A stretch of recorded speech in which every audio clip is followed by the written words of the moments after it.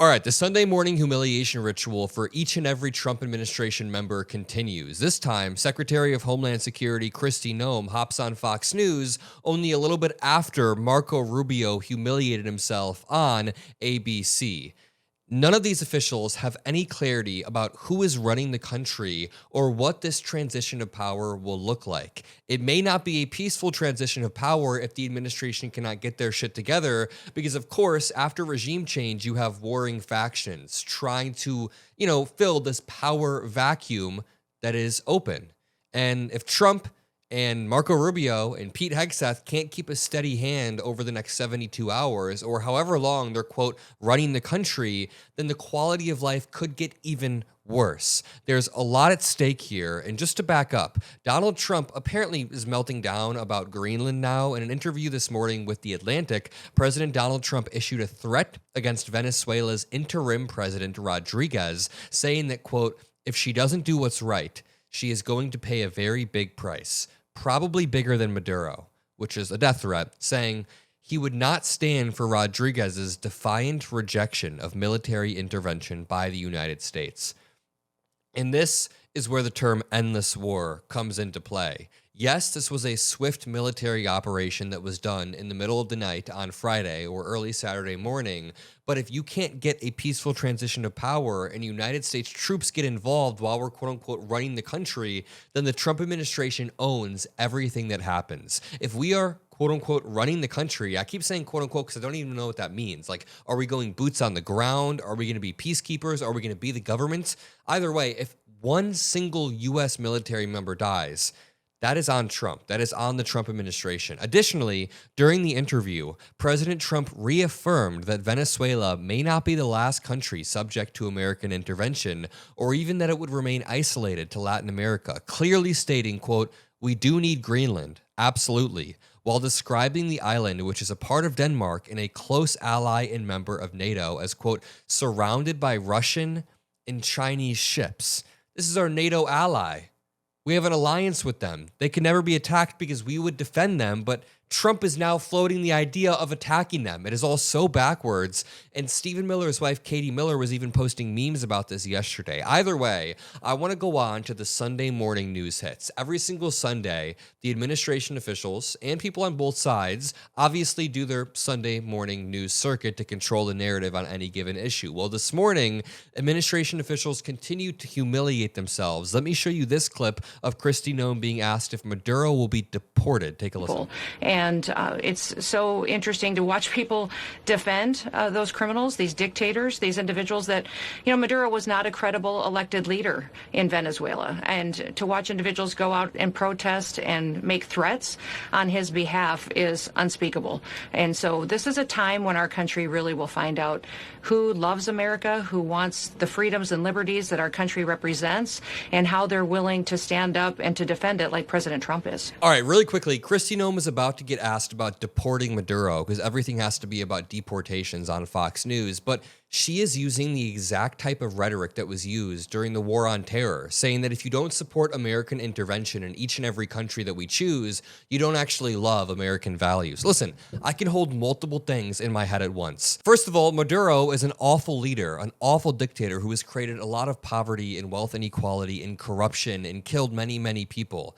He is not a good leader. Secondly, the United States should not be reaching our hands into every single country. And thirdly, that doesn't mean I hate America just because I think the United States should not be involved in every single country's business. I think broadly, American ideals of democracy and liberalism and freedom of speech and religion in a melting pot, the country that we strive to be, is a lot better than the structure of a lot of other more fascistic dictatorial countries, but that doesn't mean that we should be reaching in a fascistic manner. Okay, now she's asked about deportations. Following up on a point you made, Madam Secretary, to clarify, is it possible that you might eventually deport Maduro overseas, elsewhere, once he faces trial here in the U.S.?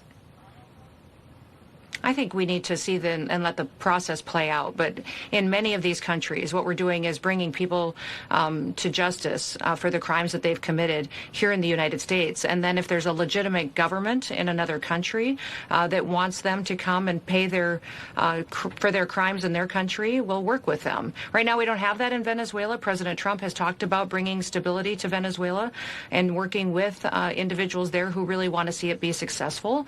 But we'll continue to do what we've been doing for the last... Homie, I want to see Venezuela be successful, but how is Trump going to quote-unquote bring stability to Venezuela when he can't even bring stability to the United States? We have been a mess both economically and politically under Donald Trump's regime, and now he's supposed to run Venezuela and this country? I'm just not buying it. To continue, I want to show you this clip of Marco Rubio being asked about the pardon of the Honduran president, and he denies being involved, even though Trump said, like last month, that he was involved. I studied it very quickly, and then I studied it in great detail. I went to a lot of the people standing behind me, and they felt that that man was persecuted and treated very badly. That's why I gave him a pardon. Let me just replay this. He says, the people standing behind me, and he points back to Marco Rubio in reference to who decided this pardon. In great detail.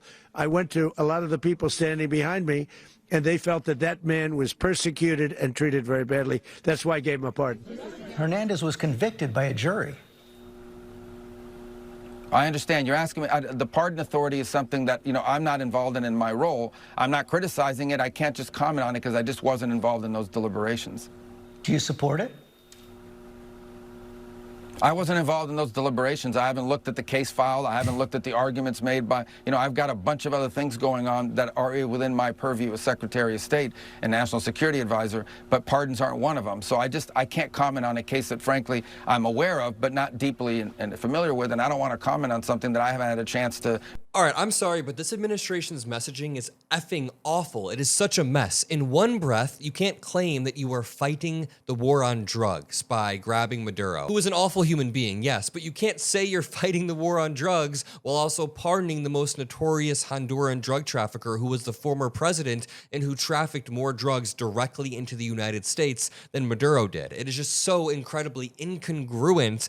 And then you can't talk about oil as if it's ripe for the picking and the riches are there ready for our oil executives to go over. All of these contradictory messages just kind of make you think this administration wants to go to war for oil. Here's another clip of Kristi Noem saying that Trump is done negotiating, saying that his conversations with the VP of Venezuela are basically, you can lead or you can get out of the way. The problem here is this is also contradictory messaging. So apparently the Trump administration is supposed to be running Venezuela, but at the same time, they're allowing an opportunity for Maduro's handpicked VP to step up and lead the way, which would mean that this was all for nothing, which would mean that the person who Maduro picked to succeed him literally just ended up succeeding him in the exact way they planned. So let's listen to Kristi Noem's own words and we'll break it down. How is the administration planning to do that, what you just laid out, to screen out the potential for a future leader to just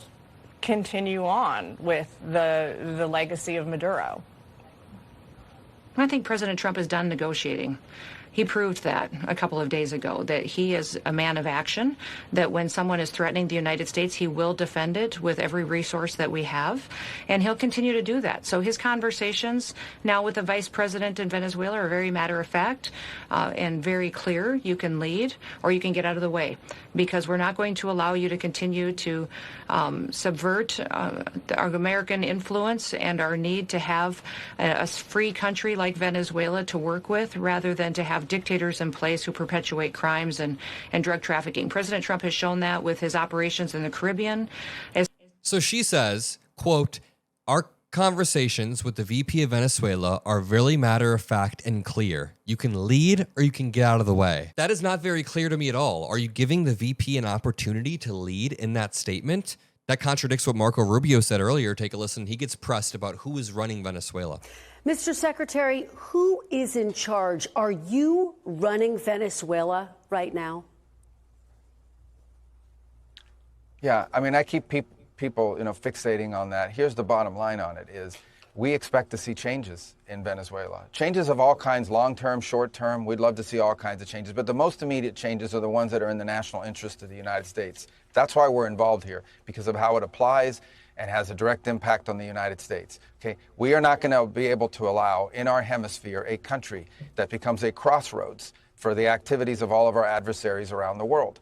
We just can't allow it. We can't have a country where the people in charge of its military and in charge of its police department are openly cooperating with drug trafficking organizations. We're not going to allow that.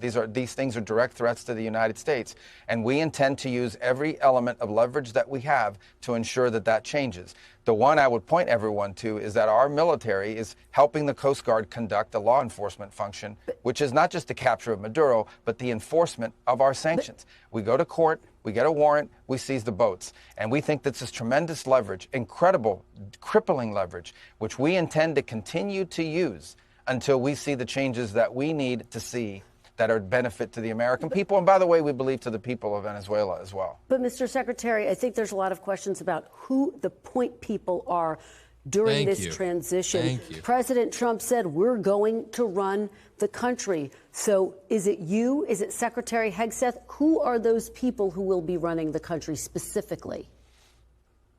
Well, it's not running, it's running policy. The policy with regards to this. We want Venezuela to move in a certain direction because not only do we think it's good for the people of Dude, he doesn't have an answer. He doesn't have a plan. They don't know who's running it. Secretary Kristi Noem is giving contradictory message than Marco Rubio only hours after. There is no actual follow-up plan. And the 72 hours following the regime change, this is the actual regime change. If there's no peaceful transition, then the transition will devolve into chaos. I'm going to leave it there. If you appreciate these videos, drop a like, subscribe. I love you all. Peace out.